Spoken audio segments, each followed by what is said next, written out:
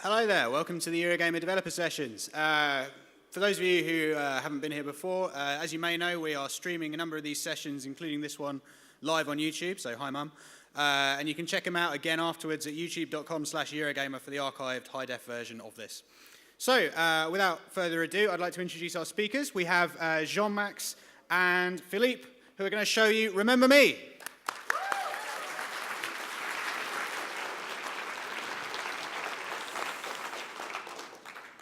Good afternoon, everyone. So yes, I am Jean-Max Morris. I'm the creative director. Remember me, and over there is the one and only marvelous Philippe Moreau, who is the co-lead designer on the game, and he designed the combat system, which is good because today we're going to do a little demo of our combat system, and we're going to focus especially on our combo customization feature, which we call the Combo Lab. So let's dive into it.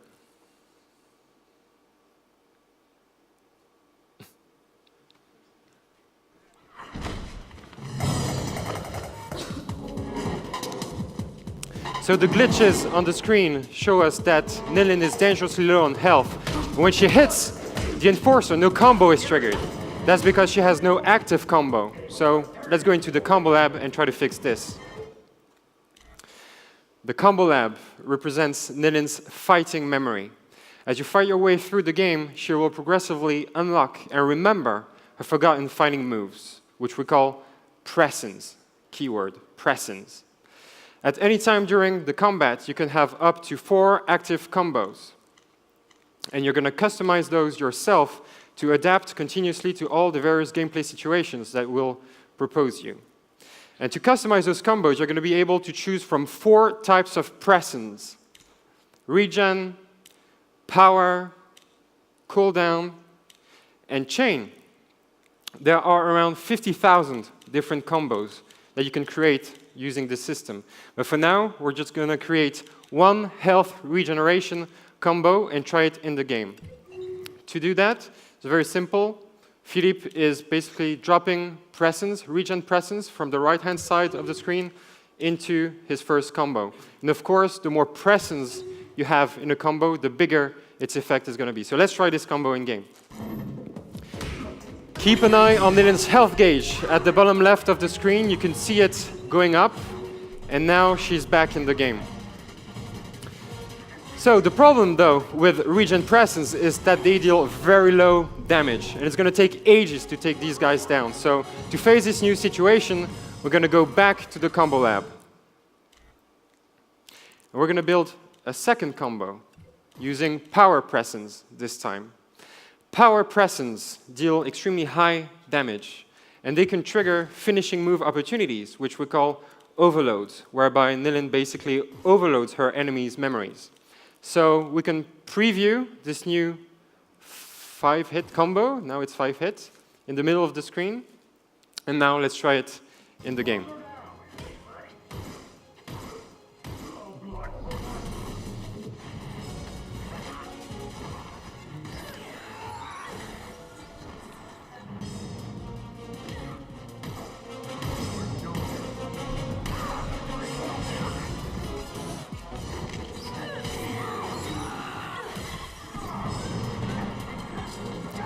Okay, so some new guys just arrived and they have shields. So if you try performing a combo on these guys, it's not going to work. So you can try something else. You may actually want to try dodging over them. It's not going to work either. So what we're going to try to do at this stage of the demo is actually use one of our 5 special presence, aka S presence. Each of these 5 superpowers consumes 1 chunk of your focus gauge. The focus gauge is that blue gauge you can see next to the health one. You gain focus every time you hit an enemy and every time you get hit. So, let's try one of them. Let's try the logic bomb.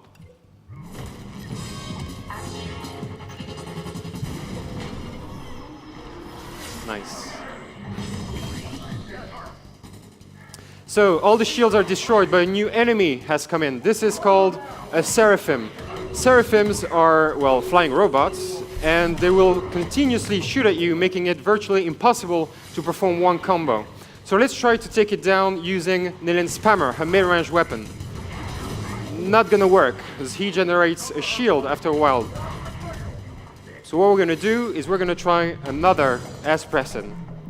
You may want to do one of your health regen combo. No, you're fine? Okay. So the rest in pieces sounds good. What it does is it basically turns robot units into allies, and it will eventually auto-destroy.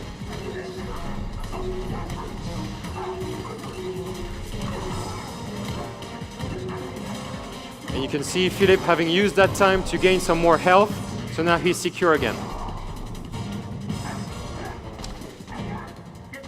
But now comes even greater trouble, and to face this new gameplay situation, we're going to need all our S-Pressens. The problem is, as you can see, 2 of them are now cooling down, and it's going to take a while before you can use them again. That is a problem, because you want to use as many of them as possible. So let's go back to the combo lab and see what we can do about that.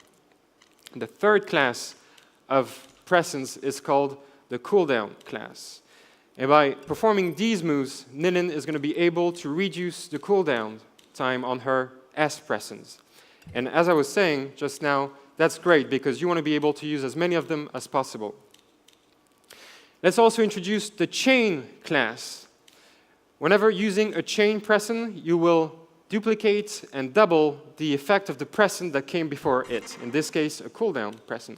And of course, you can chain Pressens, multiplying the effect till infinity. So let's go back to combat and finish this fight.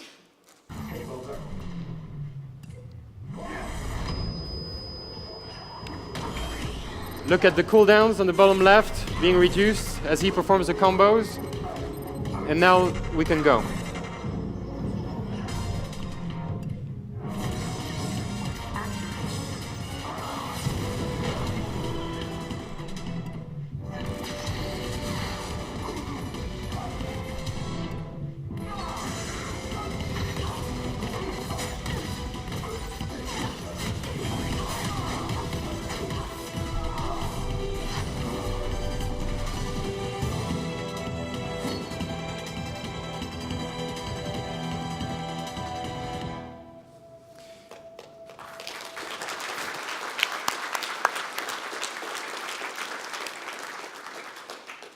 Thank you very much. In the coming weeks and months, we're going to be introducing new enemies and new configurations of enemies, new abilities, and basically each time a new enemy is introduced, each time a new Pressen or a new S-Pressen is introduced, you're going to have to rethink your strategies, your tactics, which is, has an extraordinary level of depth in the game. But you might not want to fiddle with the combos. You know, you might be a more casual player, and we have some stuff in store for you as well. You'll be able to autofill the combos. But of course, if you invest some time in mastering the system, then the rewards will be much greater in terms of achievement, the Pressens you can buy, everything in the game. So this is basically it for today's demo of Remember Me. Thank you very much for showing up today, and I think we're going to have some time for some Q&A. Okay, right, let's get the house lights up at the back, and then I will have minions, and they will scurry with microphones. Cool, they probably don't like it when I call them minions. Anyway, stick your hand up if you're interested in asking a question. One of the minions will find you. And yeah, if you stand up when you're asking your question, then sit down again afterwards. And who's the first one? Where am I looking? Okay. This guy in the center here. Go.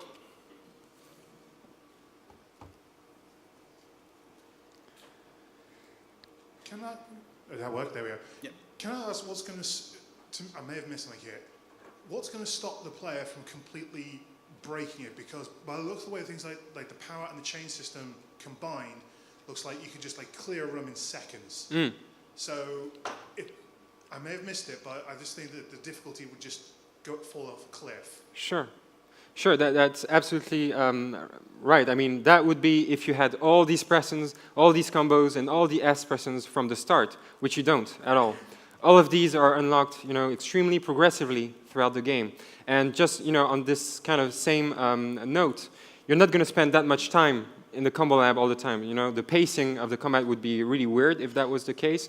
It's going to be, again, very much progressive, and you know, you're going to start with 10 or 12 just presence with your 3 or 4 combos, and from there we're going to be able to build up until 24 presence, 5 S presence. You'll start with no S presence at all. So you know, again, every time we introduce a new enemy in the game, you know, you'll have some new stuff to do, some new presence and new S presence to face the situation. But this would probably be unlocked at level 7. This is like level 7 in the game out of 9. Okay, we've got one over here. Actually, I'm curious. What were your inspirations for the sort of combat style that you've gone for, Jean-Max? The reference game is a tough one to play for a developer because you get hit over the head for having cited your references. We play everything that comes out, so we're influenced by everything that comes out. But the philosophy that we took, that Philip and I took in designing the combat system, was to really first of all, make an action-adventure game that had melee combat in it, which is not so often made, and then do a melee combat game that was actually more accessible to regular human beings like myself, and that you didn't need to learn 200 combos to master. So the idea is really to think of those 4 combos as your shotgun, your rifle, your sniper rifle, and maybe your more ubiquitous gun, and then adapt to each situation using each of these combos. And of course, there are more advanced strategies, but this is kind of the new angle we started to tackle combat from. Okay, and I think we've got a question over here on the right. Yeah, there you go. What you were just saying about combos and having to remember them, the thing I've always found is it's really difficult to remember a combo, particularly if you haven't played a game for a while, you want to go back to it. Is there a timing element in entering those combinations of X and Y, or is it you just could hit a single button and execute the pre-rendered? No. There is timing in that you need to. Well, there is a timing. You need to press all the buttons, but the timing is extremely forgiving, and it's basically the same on all hits. So that's a very good question, because that's one of the key design decisions that we had to make in the beginning. Do we want to make timing vary, depending on the move that you're performing? And no, it's always the same, so that you're focusing on enemy configuration in front of you and just strategy and combination of combos and S presence, dodges, finishing moves. That's all you have to think. And again, the inputs in the combos don't change. So you'll be learning those combos one step at a time from the very beginning. So you'll have plenty time to learn them. Just one more quick question. Is there a reason you didn't put any of the essence into the first move part of the combo? You seem to have put in the improvements to the combos on each of the points except for the first one. Sorry, I'm not sure. When you're building the combos, you put the different colors into the combo. The first one you always left blank. Is there a reason for that? Oh no, that was just for the demo. Yeah, you can do whatever you want with the combos. You can mix all the colors the way you want. You can do anything. All right, thank you. Okay, there is actually one down here, as I was trying to indicate mine, and there's one over here. Let's see which of you can get to the guy first. It is a race, and the winner is the guy on the right. How you doing? I wanted to know what kind of gameplay is in the game other than just fighting. We saw a very closed room there. When you get out of that room, are we Uncharted in our way around the level, or is it more Vanquish, or what? There's not really a great sense of what the game is other than fighting right here. Can you give us a clue? Or? Sure. So at its core, Remember Me is a third-person action-adventure game in which we're telling the story of Nilin, an elite memory hunter who has the power to break into your mind and steal your memories, or change your memories to change you and change the world. So that's the story we're telling, and we're basically a linear action-adventure game. Okay, so I'm not going to talk references again, but you see what I mean in the kind of 2 games that you mentioned. So you'll have combat, you'll have boss fights, you'll have platforming, you have chase sequences, but you also have very deep universe, you have a deep storyline. You're going to get puzzles, and you're going to get that super puzzle which we showed at Gamescom called the Memory Remix.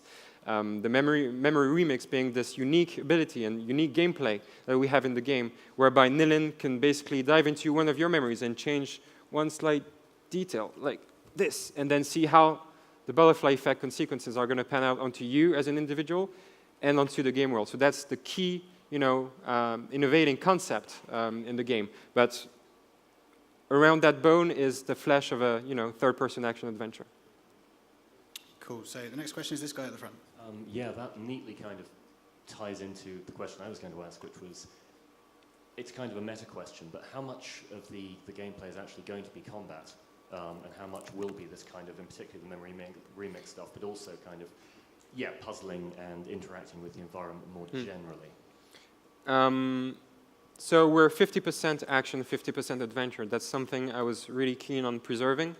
So, some action-adventure games are actually very much about the action, and we really wanted to be able to tell this story in the most comprehensive way. So, combat and boss battles and platforming will be 50% of the game, and exploration, puzzles, and memory remix, and stealing people's memories are going to be the other 50%, basically. Okay, I think there's one over here on the right. Thank you. First of all, I'd like to say, love the aesthetic, looks great, and quite fresh and unique. The big concern I have is I'm awful at fighting games, but I'm pretty tasty at third-person shooters.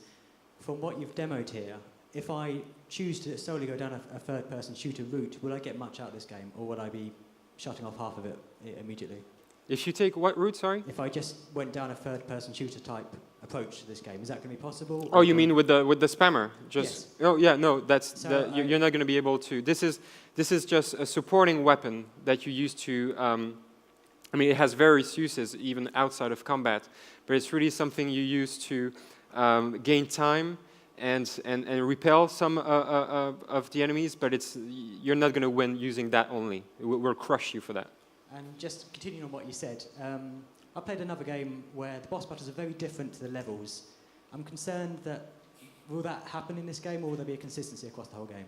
Sorry, will what happen? Sorry. Will boss battles be handled differently to the levels of a game? No, they'll be exactly the same, using the same combat system, same cameras. It's really all seamlessly woven into the story. That sounds great. Thank you.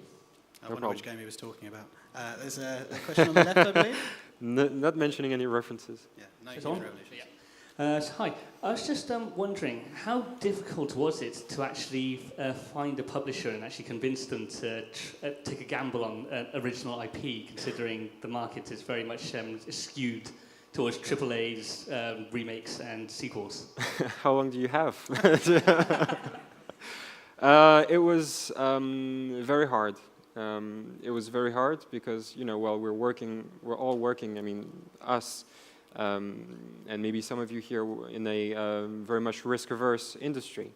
But after some time, and with the right materials, we were able, when we went to Gamescom 2011, we were able to show some concept art and talk about the concept to journalists and get all the publishers excited around the table. So it was also a matter of us actually getting our stuff together to really have something that could convince them immediately. And, well, that paid off because at some point that was already probably 3 years after we started the company, bearing in mind. So, yeah, I always say that this game has been in development for 4 years.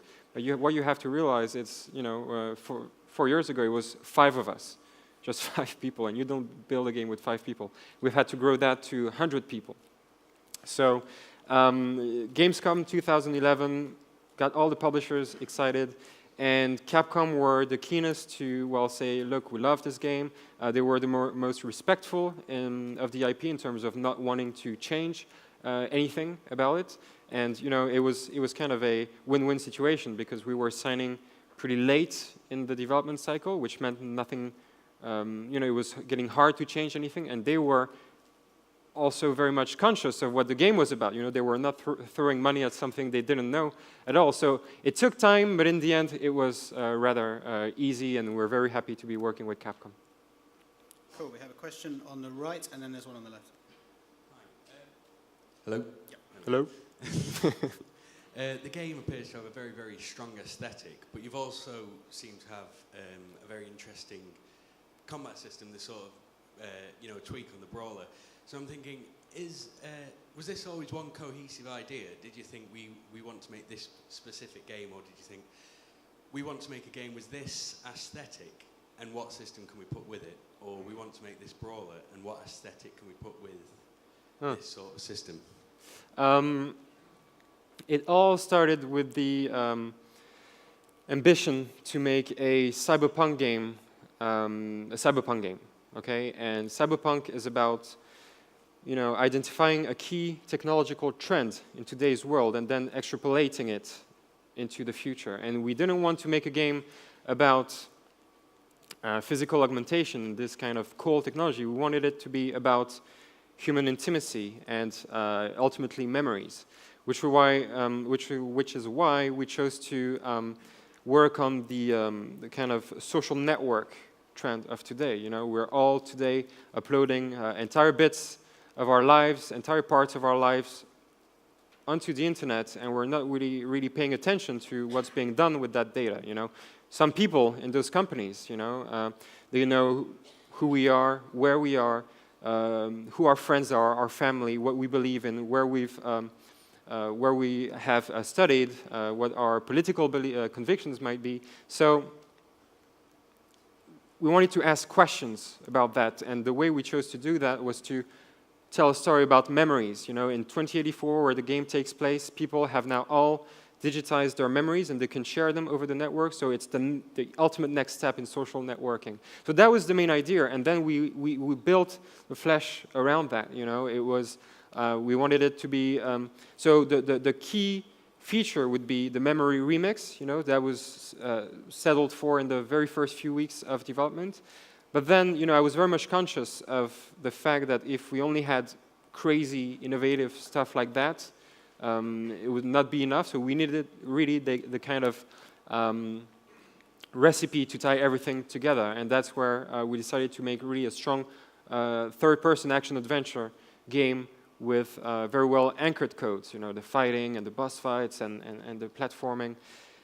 And then when we tackled, so that's the way things work their way through. It takes a lot of time to actually get all of this into place, and a lot of our ideas have gone down the tubes. But when we tackled the combat, we were like, okay, is she going to shoot? Is she going to fight? Okay, she's going to fight. And as I said, which angle do we take for the fighting system? So in the end, you never have the one idea. One of our project managers.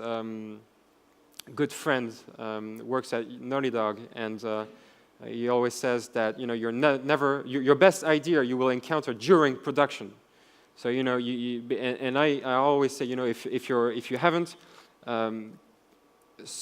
what's the word, scratched your idea 100 times on your notebook, if people haven't thrown it away 1,000 times, then it's not a good idea, and you need to take a lot of time to get to the result you have on the screen today. So that was a long answer, sorry. Yeah, we have a question on the left, I believe. Hi. Here we go. I was just wondering, with the playstyle and some earlier footage where you're not allowed to fight, is this going to be a sort of game where you can choose how you go through the game, or is it sort of, at this point, you need to fight this way, or you have to go past them, you're not allowed to engage them at all? Or is it going to be multi? No, it's not multi. It's a linear, story-driven experience, which is a very, conscious, creative choice that we make in order to retain as much control and over the events and emotions that the player goes through. First and foremost, we're telling Nilin's story. We have stuff about, her unique power, the memory remix to say. We have ideas to convey to the players, and you basically have a lot more control over your story when you're going linear rather than multi. And this is, you have choose your battles when you're a developer, and we chose to focus on the story, hence the linear experience. Okay, and there's a question here in the center. Hi, I was very interested in the story about how you met with Capcom and without naming any names, unless you really want to, what is the kind of thing that publishers say that they want to change when you show them stuff like this? Well,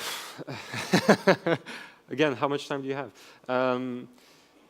Many things. Publishers can. Ultimately, they're your clients. So you need to convince them that what you have is the right thing. So And some of them are going to want to change or be more involved in the content creation than others. And you know, we've had a lot of, I mean, it's been a great relationship with Capcom because they really respected it from the very beginning. But they could have said, well, you know, Neo Paris, nah, France is so 1700, so make it Neo Shanghai, or because it worked very well in Deus Ex, or yeah, lead female character, nah, make a, you know, make it a space marine, and I'm joking, of course, but it can go that far. You know, it could be change her name, it could be you know, change her accent, change whatever. But this is not happening with Capcom. Although, of course, you know, we have very interesting discussions about how to fine-tune the game and make it the best. But they're not taking a, you know, kind of destroying approach to it. Not at all. Okay, and there's another question down here in the centre, I believe. Hiya. Do you want to stand up, sorry, just so you can see? Where are you? There. Just picking up on something you just said. Obviously, the image of women in games is something that's a bit of a buzz topic at the moment. When did you decide to go with a female lead? At the very beginning. It is... Again, we didn't want to be different just for the sake of being different, but we felt that to tell our story about amnesia and human memories, and you know, a woman was just better. You know, I've said in past interviews a very cliche thing, saying that women were more sensitive than men. That's, you know, that's not exactly the right way to put it, of course, but it was just a no-brainer. We didn't see ourselves telling that story with a male character. And you know, there are no bad female characters. There are just bad characters when they're bad. So you know, we've really worked a lot on identifying what really made a female character come to life, and you know, that is basically a mix of attractive looks and most of all resonating character traits. You know, so the attractive looks are definitely not there to work by themselves. So you know, we're trying to make that work in every line of dialogue, every animation, every event that happens throughout the game. It's not easy, but we really believe that, you know, the market is mature enough to have strong lead female characters, and by strong I mean just you know, that take a lot of space in the marketplace. I don't mean necessarily strong, although Nilin in our case is strong. You know, it's 2012. Come on, you know, it should be split, you know, evenly. So yeah. Okay, and we have time maybe for 2 more questions. There's one over here, and then I think we'll go down here for the last one. Hi. Great demo, by the way. Might be a bit early, but how are the trophies stroke achievements looking for the game? How are the trophies? Yeah, trophies and achievements. So trophies for PlayStation and achievements for Steam and 360. Yes. So are they quite, do X amount of combos or complete this level? Are they making you play the game a different way, or? Yes, yes, definitely. That is something we wanted to do. I mean, the list of trophies and achievements is actually something we've finished working on very recently. And you're right, it's really about trying to make you play the game differently. You know, we're linear experience, and you know, and to me, we took a great pleasure in trying to think of all the crazy ways we could make players play that game. So, yeah, you have many of them in the combat for standard completion, or for you know, playing the game in certain ways, dangerous ways, crazy ways. In the memory remixes, you have an achievement for finding the for instance, the memory bugs, because there are many combinations in the memories that you play. So in each of the memories you're going to remix, there is one memory bug, whereby you kill the person that you are remixing in his own memory, which doesn't work, because you can't remember that you're wrong, that you're dead. So you know, it's all that kind of stuff. We have that for all the features in the game, and yeah, we definitely don't take that lightly. Okay, and for the last question, this gentleman here. Hi. Do you want to stand up just so people can see? When the game was on the chair, I believe it was called something else, and it was a PS3 exclusive. What made you change? Was that a decision by Capcom or yourselves, and why?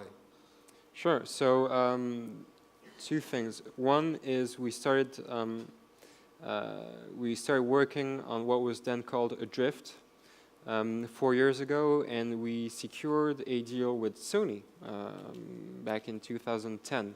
And in 2011, they backed away for their own internal reasons. They had to kill a certain number of projects, and unfortunately, we were one of them. So we then spent 1 more year just refocusing, on the game and the game that DONTNOD really wanted to create. And in the end, it really paid off, because this was just one step in us getting with Capcom and being here today on this stage at Eurogamer Expo. So, very happy with that. And the title is something that came from Capcom. It was a code name, Adrift, from the very first drinks we were having in Parisian bars, talking about having our own company. And we wanted to tell a story of the environment, the technology, the society, families going adrift.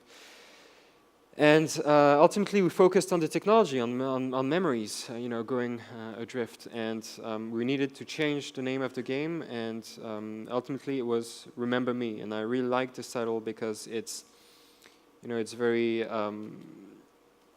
it's warm. It asks you to come into its world. It's Nilin telling you, remember me as a character. It's her saying to herself, I need to remember me, myself. And it's also, on a higher kind of level, it's also a way for us to say, in this age where we upload all our memories, everything onto the internet, do we still remember who we are, remember ourselves? So I'm very happy with that title. Cool, that's about all we have time for, so it just remains me to say thank you very much to all of you for attending. Thank you to these guys. Thank you.